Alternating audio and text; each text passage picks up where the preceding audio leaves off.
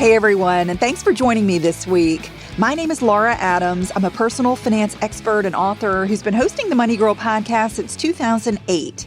If you're building a business or you want to learn more about how to earn more income, I hope you'll grab a copy of my most recent title. It's called Money Smart Solopreneur, a personal finance system for freelancers, entrepreneurs, and side hustlers. It was an Amazon #1 new release, and it's available everywhere books are sold as a paperback, ebook, or audiobook. If you're enjoying Money Girl, please subscribe, submit a rating, and participate by sending me your money questions or comments. You can leave a message 24/7 on our voicemail line at 302-364-0308, and you can email me using my contact page at lauradadams.com or connect on Instagram at Laura D. Adams.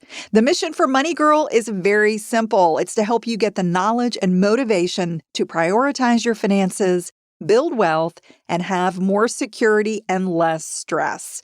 So if you're ready to take your financial life to the next level, you're in the right place. Today's episode is number 731, called 5 Ways to Help Your Kids Become Rich. Today's show was inspired by a question that came in from Nate M., who says, does interest income from savings bonds purchased for my 3-year-old child count as qualified income for contributing to an IRA for her retirement? Thank you for your question, Nate. I love that you're already thinking about her financial future. And if you have kids or you want to start a family someday, it's essential to get familiar with strategies and accounts that make it a little easier to save and invest for them. So if that's something that you want to do, stick with me. You're going to learn a lot about ways to give them a financial leg up in the world. In this episode, I'm going to answer Nate's question and I'll review 5 ways you can set your kids up for success. You'll learn when to start saving for a child and how it should fit into your financial goals. So let's get started. We're going to talk about your goals first. Being a parent means you've got plenty of ongoing expenses. And of course, you want the best for your children. But you also need to make wise decisions for your own financial future. If you sacrifice your financial security to save for your kids or put them through college, you may find yourself relying on them to support you in your old age. So I want to recommend that you only set aside money for your kids if you can genuinely afford it. And how do you know if you can afford it? Well, ideally, you should regularly save at least 10 to 15% of your gross income for retirement before saving for your kids. And if you're less than 20 years from retirement and you have not reached 80% of your savings goal, I want to encourage you to stay exclusively focused on building your retirement nest egg. Yes, I know it might sound a little cold-hearted for a parent to refuse to pay for a child's education. Remember that kids have options like working, getting scholarships for college, and taking out federal student loans. However, you will not have any loans or grants to support you in retirement after you stop working. That's why you've got to put your own financial security first. Later on, if you end up with a surplus of retirement savings, then you can help a child by maybe paying off their debts or giving them cash gifts. The bottom line is that you must shore up your financial well-being first, even if that means saving nothing or less than you'd like for your kids. Now, when the time is right to save and invest money for your kids, or if you can afford it right now, I'm going to review 5 ways to help them grow rich. Number 1 is to use a bank savings account. An FDIC-insured bank savings account is one of the safest places to squirrel away money for a child's future. The problem is, as you probably know, it doesn't come with many benefits. A regular savings account pays very low interest, and what you get is taxed as income. If you've got a large amount to save, you might consider getting a high-yield savings account, which might pay double or triple compared to a regular bank savings. However, what you earn is still relatively low compared to other options that we'll cover. For example, if you save $100 a month for 20 years in a bank account earning 0.25% interest, you'd accumulate less than $25,000. But if you put the same amount in a high-yield savings, making 2%, you'd have almost $30,000 after 2 decades. Now, another option is to open a certificate of deposit, or CD. You can open that with a bank or other financial institution and get even higher returns in some cases. CDs can also be FDIC insured, and that makes them extremely safe.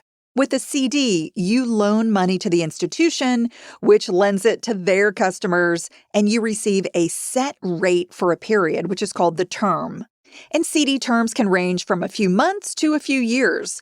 In general, the longer the term, the more interest you receive. When the term is up, you receive your initial deposit plus any interest accrued. Using FDIC-insured bank savings, high-yield savings, or a CD means that your money is entirely safe from investment risk. But in exchange for that safety, all those accounts pay very little interest, and that means you could be leaving many thousands of dollars on the table compared to investing the funds. So the second way to help a child grow rich is to open a 529 college savings plan. Paying for college is the most common reason parents want to sock away money for their kids. So if you or your child know that college is in the future, one of the best options is to open a 529 college savings plan. With a 529, you contribute funds on any schedule you like. It could be monthly, quarterly, or annually, and choose how to invest those funds from a menu of options, such as mutual funds. The money can be withdrawn tax-free if you use it to pay qualified education expenses like tuition, fees, books, required equipment, and room and board. Funds in a 529 plan can be spent at U.S. accredited schools and even at some foreign institutions. For example, you could live in Florida, participate in a New York 529 savings plan, and actually use the funds to send a child to college in California. And thanks to the Tax Cuts and Jobs Act, you can now spend up to $10,000 per year from a 529 tax-free on elementary and secondary school expenses. So that gives parents the flexibility to withdraw funds for tuition and other education expenses for a younger child attending a public, private, or religious school. You can use a 529 no matter how much you earn, and the maximum annual contribution limit depends on the plan you choose, but it could be over 6 figures per student. Funds in a 529 belong to the owner, and the account can have one designated beneficiary, who is the future student. So if you want to save for more than one child, you generally must open an account for each of them. But you can also change a 529 beneficiary to another member of the family, or even roll it over to another 529 without triggering any tax consequences. States generally sponsor their own 529 plans, and many offer really nice tax savings, such as a deduction on your state income taxes for the contributions you make to a 529. The fees and benefits, like the maximum contribution limit, your investment options, and any in-state benefits, all vary considerably, so you do need to shop around to check out the best plan for you. I would say, due to the benefits that come with a 529, like the tax advantages, flexibility, and very high contribution limits, it definitely gets my vote as the best account to save for a child's education. Additionally, your 529 distributions get favorable treatment because they're not considered income in the calculation for financial aid. The main drawback is that if you use a 529 for non-qualified expenses, you will have to pay income tax plus an additional 10% penalty on those withdrawals. So you never want to put more in a 529 than you estimate your child will need for their total education expenses. And note that you cannot start funding a 529 until your child is born and has a Social Security number. To sign up for a 529, you can go directly to the plan manager or use a financial advisor or start doing your homework at sites like savingforcollege.com and collegesavings.org. Okay, the third way to help a child grow rich is putting money in a UGMA or UTMA account. So, what if you want to save money for a child, but you don't want it specifically for education expenses? Well, in most states, minors cannot own investments and financial products in their names. So, that means parents cannot just give investments or transfer assets to a minor child without creating a trust. The most common trust for minors is a custodial account known as a UGMA. That stands for Uniform Gift to Minors Act. There's another one called a UTMA, which stands for Uniform Transfer to Minors Act. These allow investments for minors, like mutual funds and real estate, to be held in the care of an account custodian. You can set up a custodial account at most banks and brokerage firms. Then you can make withdrawals to cover expenses that benefit a child. And when the child becomes an adult, which is usually age 18 or 21, depending on your state, the trust assets automatically transfer into the child's name. Now, the main benefit of using a UGMA or UTMA account is that you can give a child as much money or assets as you like. There are no annual limits, and you can also withdraw funds at any time and for any reason. A portion of the account's investment earnings will get taxed at your child's income tax rate, which can reduce taxes. The downside of a UGMA and UTMA account is that once the child reaches the age of majority, parents have no control over how the child spends the funds. Also, custodial accounts are considered an asset of the child, which means they're a more significant factor in the calculation for financial aid than if the money was owned by a parent. The fourth way to help a child's financial future is buying life insurance. Life insurance is a contract that pays one or more beneficiaries after the policyholder's death.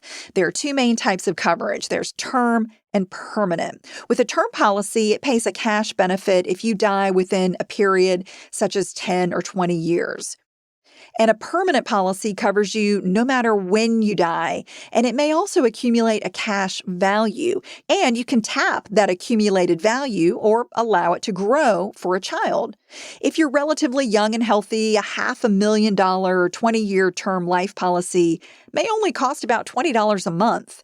And it's wise to cover both parents, especially if one is an at-home caretaker. If a stay-at-home parent were to pass away, the cost to replace them would be significant. So if you get life insurance through work, that's great, but it may not be enough. Most companies will offer coverage in an amount equal to 1 or maybe 2 times your annual salary.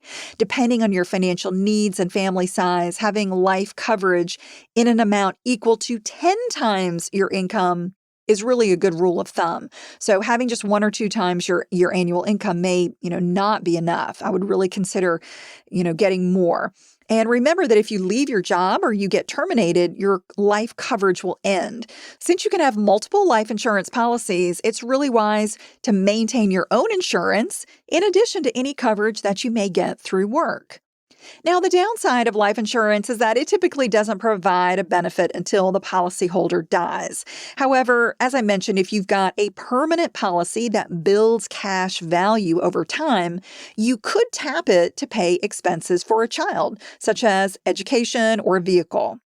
And the fifth way to help a child grow rich is contributing to a Roth IRA. So this gets us back to Nate's question about whether his young child qualifies for an IRA. Many people don't realize that kids can have an IRA if they have earned income from a part-time job or even self-employment income. As a parent, you can make an IRA contribution on your child's behalf for as much as they earn up to the annual limit, which is currently $6,000. But you cannot fund an IRA for an infant or a toddler who can't legitimately earn income. So Nate, unfortunately, your child's investment income does not make her qualified to have an IRA. She must have earned income. And investment income is very different from earned income in the eyes of the IRS. However, if you qualify for a Roth IRA, you could fund it and then take withdrawals to pay future expenses for your daughter. There is an annual income limit to qualify for a Roth IRA. So if you're a high earner, you may not be eligible to make Roth IRA contributions. Unlike other retirement accounts, you can withdraw your original contributions, but not the earnings, from a Roth IRA before retirement without having to pay taxes or even a 10% early withdrawal penalty. So that flexibility makes a Roth IRA a great choice to invest for your own retirement and for a child's future expenses. Nate, I hope that helps and gives you some ideas about other accounts that may be suitable for your daughter. Before we go, I want to invite you to connect with me on Twitter at Laura Adams. And again, lauradadams.com is my personal site where you can use my contact page and learn more about my work, books, and money courses. That's all for now. I'll talk to you next week. Until then, here's to living a richer life. Money Girl is a quick and dirty tips podcast. It's audio engineered by Steve Rickyberg with editing by Adam Cecil. Our advertising operations specialist is Morgan Christensen. Our digital operations specialist is Holly Hutchins. Our marketing and publicity assistant is Davina Tomlin. And our intern is Brendan Pika.